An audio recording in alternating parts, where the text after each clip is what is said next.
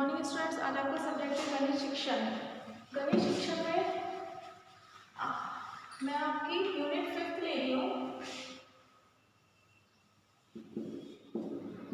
STC second year सांख्यिकी।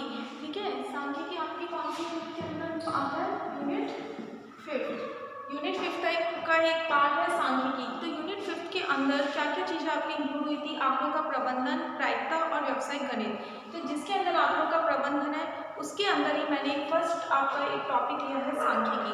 जैसे कि आप सभी को पता है कि आपने पता है कि मीन, मोड, मीडियन क्या होता है।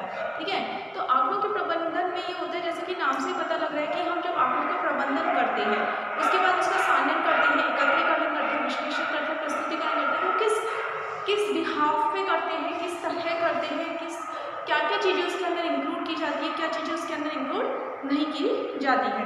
तो सांख्यिकी जो शब्द है उसका अंग्रेजी अनुवाद है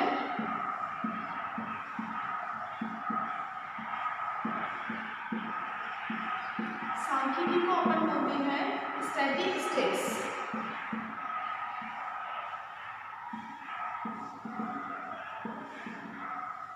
ठीक है, सांख्यिकी को इंग्लिश में बोलते हैं स्टैटिस्टिक्स। अब इसका जो स्टैटिस्टिक्स है इसका सर्वप्रथम प्रयोग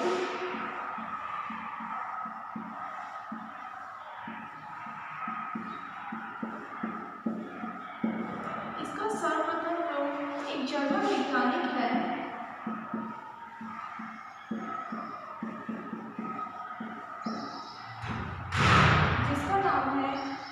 जर्मन वैज्ञानिक है जिसका नाम है ब्रॉडफायर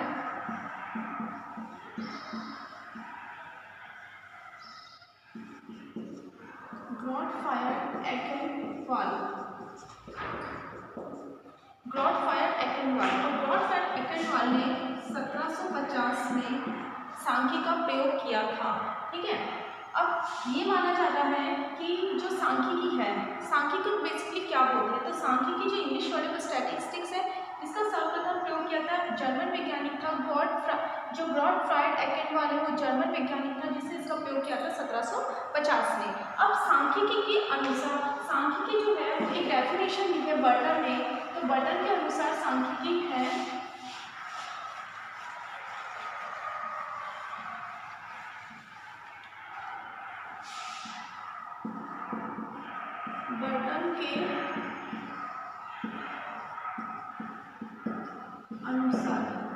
बर्टन बोलते हैं सांख्यिकी के बारे में पूर्व निश्चित उद्देश्य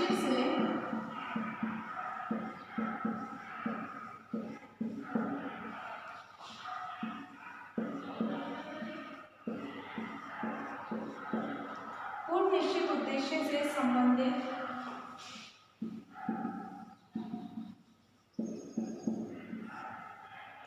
विधिवत ढंग से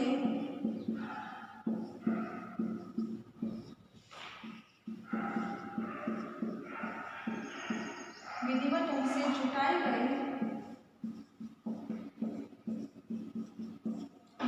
गए तथ्यों का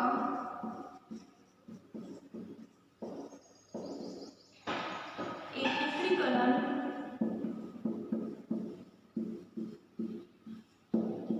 सान्यन प्रस्तुतिकरण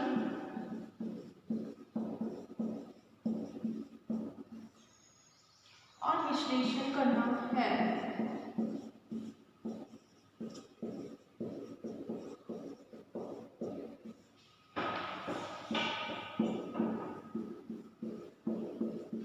देखो, बर्टन के शब्दों में क्या है कि सांख्यिकी क्या होती है कि पूर्व निश्चित उद्देश्यों से संबंधित। पूर्व निश्चित उद्देश्य इन द सेंस, जैसे ये पूरी डेफिनेशन में आपको एक उदाहरण के माध्यम से बताती है, जैसे जनगणना।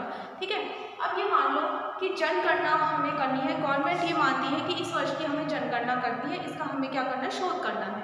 तो बेसिकली सबसे पहले उसका एक उद्देश्य निश्चित है कि पूर्व निश्चित उद्देश्य उसका। अब जनगणना के लिए वो क्या करेगा? विधिवत उससे संबंधित, जनगणना से संबंधित विधिवत ढंग से जुटाए गए तथ्यों का एकत्रीकरण, सान्यन, प्रस्तुतिकरण और विश्लेषण करना है। मतलब उसने जनगणना को स्टार्ट किया है, जनगणना उसे निकालनी है, तो उससे रिलेटेड उसने जितने भी साधन है, जितने भी तथ्य, उसको क्या करना शुरू कर दिया, एकत्रित करना शुरू कर दिया। ठीक है, फैमिली मेंबर्स कितने हैं, जो मेंबर्स है उसमें सदस्य, उसमें कौन कौन से यूज़ में मटेरियल्स को यूज़ में ले रहे हैं, कौन कौन से सामान काम में ले रहे हैं, उसकी संख्या कितनी है।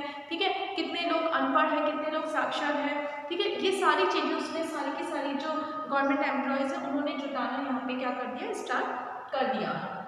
उसके बाद क्या किया, जो भी साधन हमने एकत्रित करे हैं उसको हमने टैबुलेशन कर दिया, मतलब एक टेबल के माध्यम से क्या कर दिया, हमने उसको पूरा का पूरा टेबल के माध्यम से उसको रखा और टेबल के माध्यम से रखते हुए उसको हमने प्रस्तुत किया।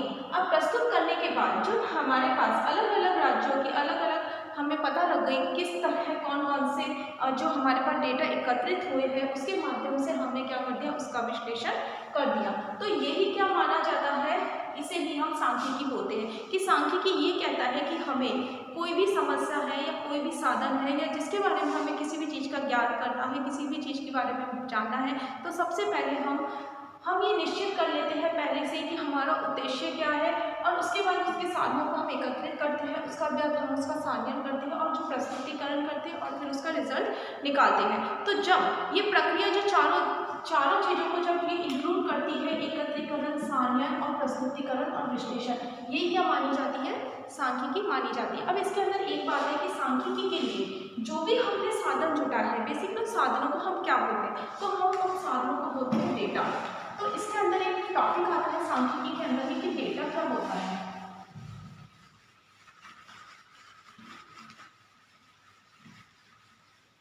ठीक है, जिसे हम बोलते हैं आंकड़े बोलते हैं, प्रदत्त बोलते हैं और डेटा बोलते हैं। ये तीनों चीजें एक होती है, आंकड़े, प्रदत्त और डेटा। बेसिकली क्या होता है, तो ये संख्या के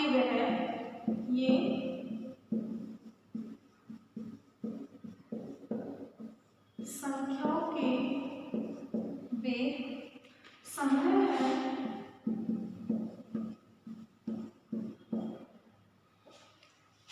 जो कुछ सूचनाएं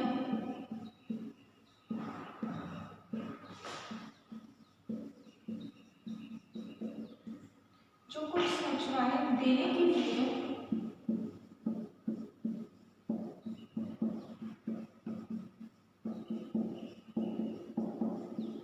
एकत्रित किए जाते हैं। इसका मतलब क्या है कि डेटा ये होती है कि संख्याओं के वे संग्रह है, जितनी भी संख्याएं होती है, क्योंकि जो डेटा होता है वो एक संख्या के रूप में होता है। तो जो कुछ सूचनाएं देने के लिए एकत्रित की जाती है, जैसे जनगणना है, जनगणना की हमें इसकी सूचना देनी है गवर्नमेंट एम्प्लॉयज़ को, तो गवर्नमेंट को जब हम इसकी सूचना दे रहे हैं, तो जब हम इसका संग्रह कर रहे हैं, मेंबर्स काउंट कर रहे हैं, उसके अंदर जो साधन हम काम में ले रहे हैं वो काउंट कर रहे हैं, उसके बाद उसका जो विश्लेषण निकाल रहे हैं वो काउंट कर रहे हैं, तो वही क्या माना जाता है, डेटा माना जाता है। डेटा क्या होता है, एक तरह से साधन होता है जो सूचना को, या ये माना जाता है सूचना होती है जिसे हम क्या करते हैं, संख्याओं के माध्यम से क्या करते हैं, एकत्रित करते हैं। अब जो डेटा होता है ये बेसिकली 3 तरह से होता है, मतलब प्रदत्तों की जो विधियां होती है निकालने की वो 3 तरीके से होती है, वर्गीकरण, सान्यायन और रेखाचित्र। वर्गीकरण,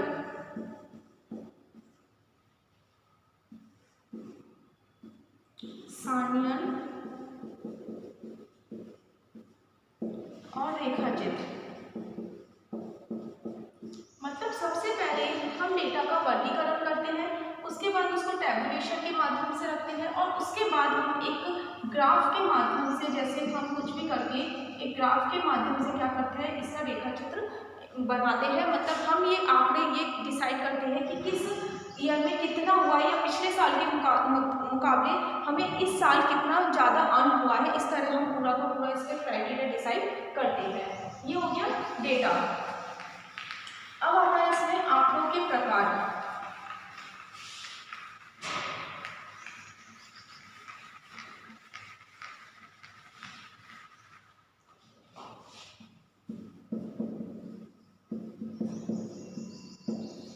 आंकड़ों के जो प्रकार होते हैं वो 2 तरीके से होते हैं, प्राथमिक आंकड़े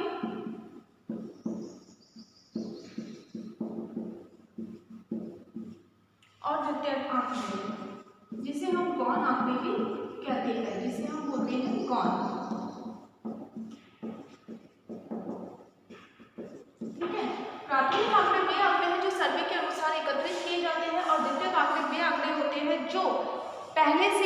एक्साइटेड होते हैं, इसको तुरंत हमें मतलब तुरंत सूचना जब हमें एकत्रित करनी है तो हम प्राथमिक आंकड़े काम में लेंगे, लेकिन इसके अंदर सूचनाएं पहले से ही निर्धारित की जाती है। जैसे कि आपके पिछले साल का जो आपका परीक्षा परिणाम है वो हमें द्वितीय आंकड़े कह सकते हैं। जनगणना, जैसे जनगणना हम कहते हैं कि पहले ही हम उससे निर्धारित करते हैं, तो ये कौन से आंकड़ों में सम्मिलित की जाती है, द्वितीय आंकड़ों में सम्मिलित की जाती है।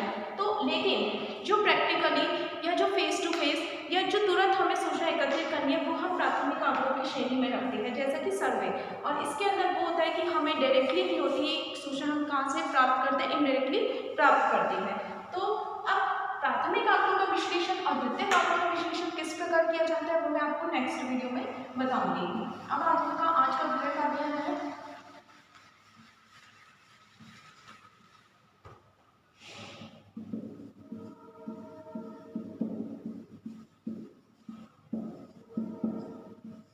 सांख्यिकी का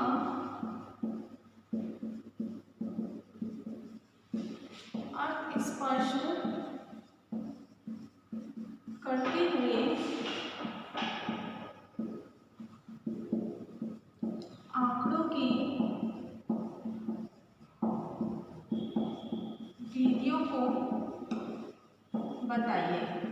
ठीक है, सांख्यिकी अर्थ स्पष्ट करते हुए आंकड़ों की विधियां बतानी है, जो वर्गीकरण, सारणियां और रेखाचित्र जो मैंने आपको बताई थी। ठीक है, इसी तरह घर पे रहिए, सुरक्षित रहिए।